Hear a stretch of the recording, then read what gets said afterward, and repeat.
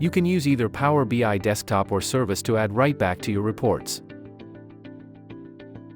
In this case, we are on the browser. Click on Edit to edit the report. Then, click on the write-back visual to add it to the page. If you don't see the icon on the Visuals panel, please go to Get More Visuals.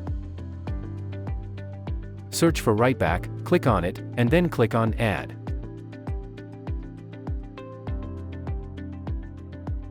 The write-back icon should now show up in your Visuals panel.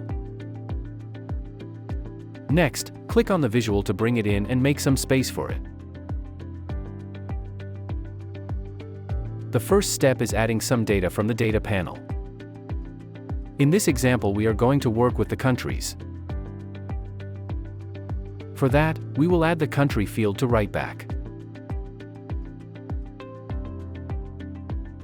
The field may show in the title. It can be hidden by switching off the title in the Format Visual settings. Now we see that the information changed, asking us to specify the site and instance. So we go to the Visual settings and provide our site and instance.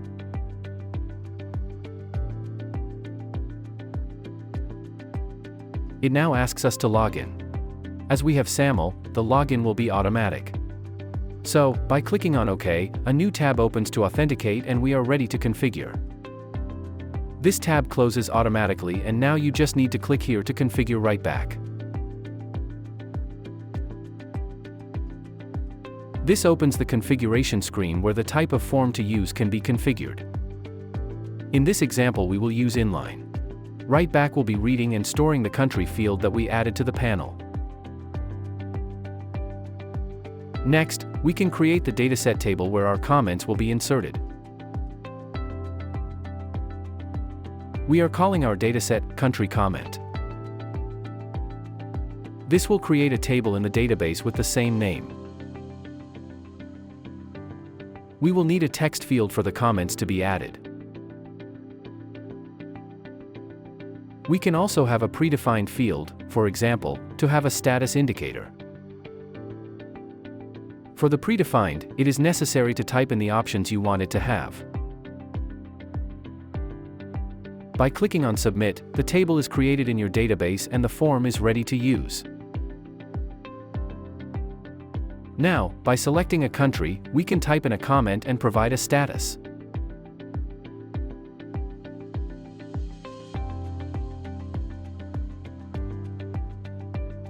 When done, clicking on Submit inserts this as a row to the table.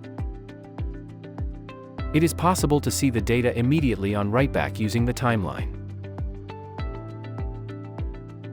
To see the comments on the report, the next step would be to connect to the new table in Power BI.